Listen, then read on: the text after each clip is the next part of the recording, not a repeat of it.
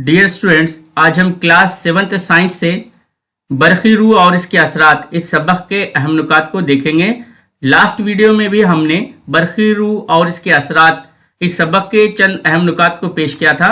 उसी के कंटिन्यूएशन में हम मजीद अहम नुकात को यहाँ पर पेश कर रहे हैं।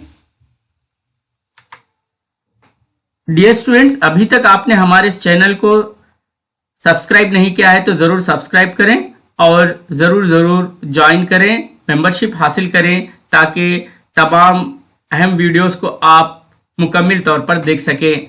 तो चलिए, सबसे पहला पॉइंट इस तरह है कि माइकल फैराडे ने मुशाहिदा किया कि एक मकनातीस को किसी लच्छे के अतराफ हरकत देने से इसमें बरखी रूह पैदा होती है और इस उसूल को इस्तेमाल करते हुए 1831 ईस्वी में इसने पहला बरखी जनरेटर या डायनमो ईजाद किया। इसके अलावा इसने ट्रांसफार्मर भी ईजाद किया।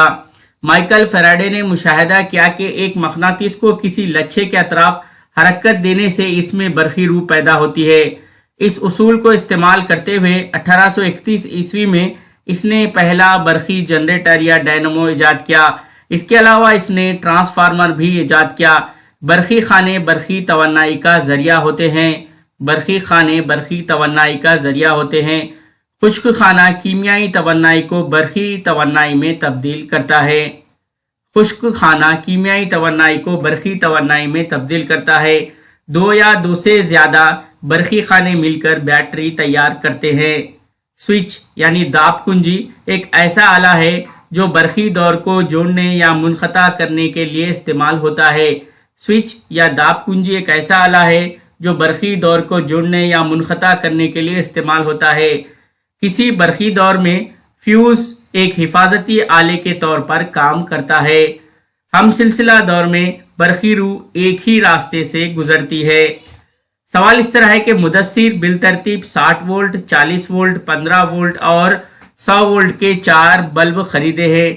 इनमें बतौर नाइट बल्ब किसको इस्तेमाल करना चाहिए? नाइट बल्ब यानी जिसकी रोशनी कम होती है उसे नाइट बल्ब के तौर पर इस्तेमाल करना चाहिए। तो इसलिए यहाँ पर सबसे कम वोल्ट जो है नाइट बल्ब के तौर पर से इस्तेमाल करना चाहिए, यानी 15 वोल्ट को यहाँ पर यानी 15 वाट को यहाँ पर इस्तेमाल करना चाहिए नाइट बल्ब के तौर पर।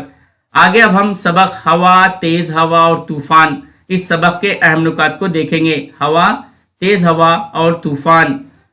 हरकत करने वाली हवा को बादे सरसर या तेज हवा वाइंड कहते हैं। हवा दबाव डालती है, वजन रखती है, जगह घेरती है।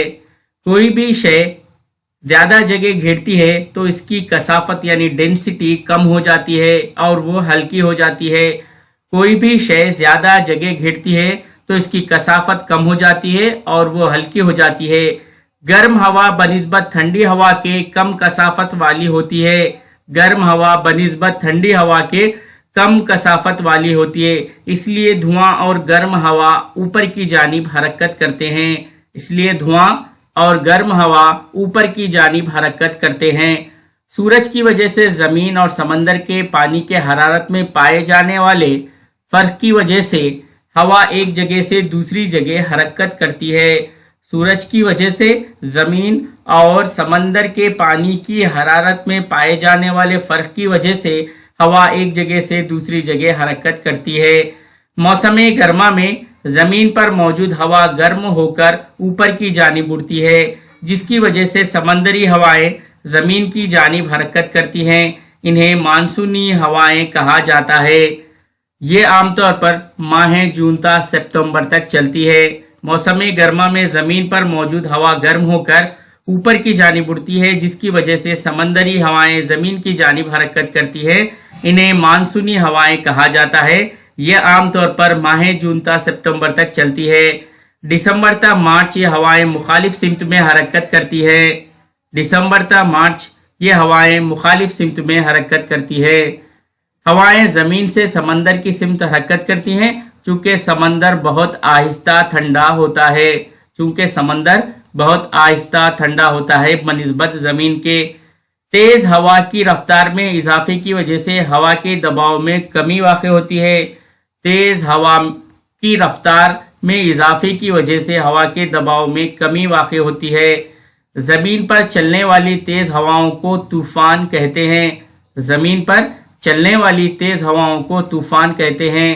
طوفان کے نام مختلف علاقوں میں مختلف ہوتے ہیں، جیسے سائیکلون، ہریکین، ٹائفون، ہائلا اور بلبل وغیرہ. بلبل، ہائلا، ٹائفون، ہریکین، سائیکلون یہ تمام طوفانوں کے نام ہیں. استوائی طوفان ایک بڑے انجن کی مانند ہوتے ہیں جو مرطوب ہوا یعنی جس ہوا میں آبی بخارات پائے جاتے ہیں کو بطور ایندھن استعمال کرتے ہیں. مصنوعی سیارچے اور ریڈارز کی مدد سے 48 گھنٹے قبل ہی طوفانوں کی پیش قیاسی اور طوفان سے متعلق انتباہ دیا جا رہا ہے. مصنوعی سیارچے اور ریڈارز کی مدد سے 48 گھنٹوں قبل ہی طوفانوں کی پیش قیاسی اور طوفان سے متعلق انتباہ دیا جا رہا ہے. طوفان جب ساحل سے قریب ہوتا ہے تو ہر آدھے گھنٹے یا گھنٹے کے وقفے سے محکمہ موسمیات انڈین میٹیورولوجیکل ڈپارٹمنٹ کی جانب سے اطلاعات بہم پہنچائی جاتی ہے. ہوا کی رفتار معلوم کرنے کے لیے استعمال ہونے والا آلہ باد پیما اینیمومیٹر کہلاتا ہے. ہوا کی رفتار معلوم کرنے کے لیے استعمال ہونے والا آلہ باد پیما اینیمومیٹر کہلاتا ہے. ہوا کے دباؤ میں فرق کی وجہ سے ہوا تیز رفتار کے ساتھ حرکت کرتی ہے جس سے طوفان آتے ہیں. انعکاس نور ریفلیکشن آف لائٹ کے تعلق سے معلومات حاصل کریں گے. ڈیئر اسٹوڈینٹس، ابھی تک آپ نے ہمارے اس چینل کو جوائن نہیں کیا ہے تو ضرور جوائن کریں اور سبسکرائب کریں، ممبرشپ حاصل کریں تاکہ اس طرح کے اہم ویڈیوز آگے بھی آپ کو جلد سے جلد مل سکیں. آئینے کے ٹکڑے پر پڑنے والی یہ نور کی شعاع وقوع انسیڈنٹ رے کہلاتی ہے اور ٹکرا کر واپس لوٹنے والی شعاع منعکس ریفلیکٹڈ رے کہلاتی ہے. نور کی شعاعیں جب کسی شے سے ٹکراتی ہیں تو واپس پلٹتی ہیں، اس واقعے کو انعکاس ریفلیکشن کہتے ہیں.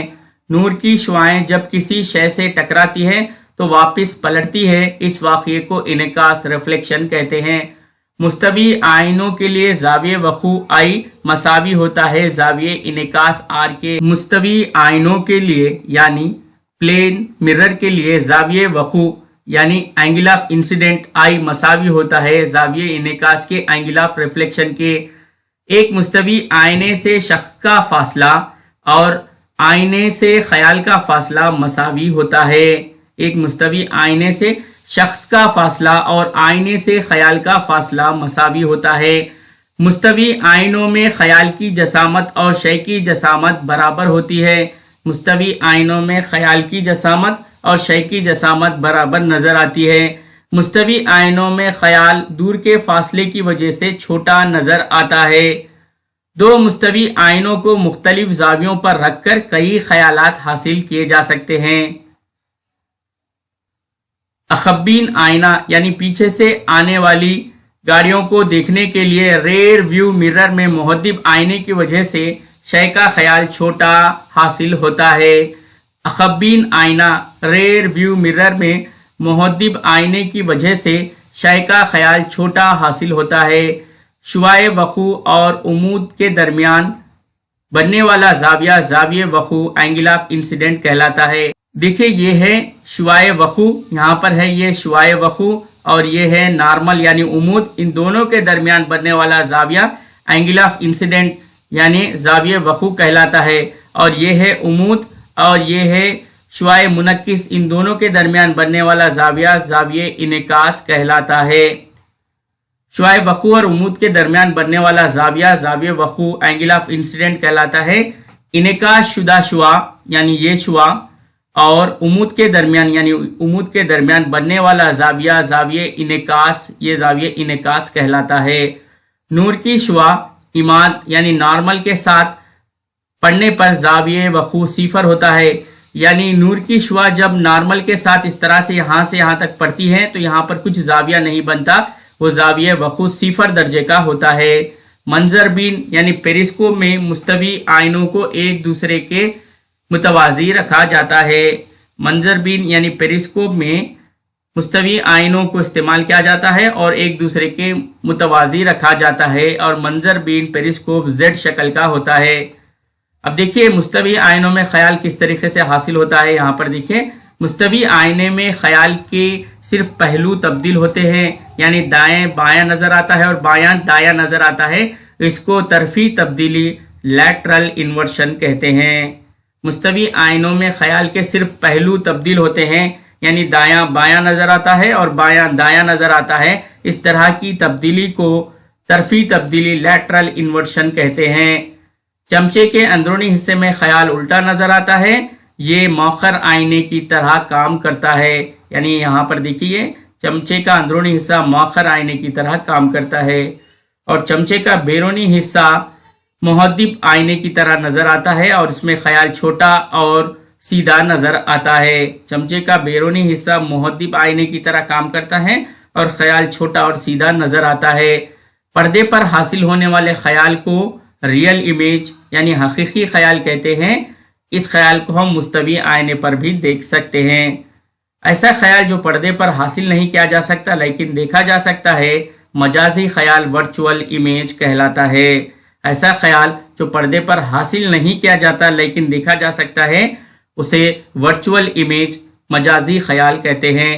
ڈیئر اسٹوڈنٹس، آگے اب ہم دیکھیں گے ٹارچ لائٹ یا موٹر گاڑیوں کے ہیڈ لائٹ میں مؤخر آئینے کی سطح کی وجہ سے چھوٹے سے بلب کی روشنی میں اضافہ ہوتا ہے، یعنی موٹر گاڑیوں کے ہیڈ لائٹ اور ڈاکٹرز کے پاس مؤخر آئینوں کا استعمال کیا جاتا ہے۔ جب چکنی سطح والے آئینوں سے انعکاس ہوتا ہے تو اس کو باقاعدہ انعکاس ریگولر ریفلیکشن کہتے ہیں۔ غیر مسطح یا کھردری سطح سے ہونے والے انعکاس کو بے قاعدہ انعکاس ارریگولر ریفلیکشن کہتے ہیں، جس کی وجہ سے خیال واضح طور پر نظر نہیں آ سکتا۔ غیر مسطح یا کھردری سطح سے ہونے والے انعکاس کو بے قاعدہ انعکاس کہا جاتا ہے۔ ڈیئر اسٹوڈنٹس، یہاں پر آج کی کلاس کا اختتام ہوتا ہے۔ مزید نیکسٹ ویڈیو میں ہم مزید اہم نکات پیش کریں گے۔ السلام علیکم رحمۃ اللہ وبرکاتہ۔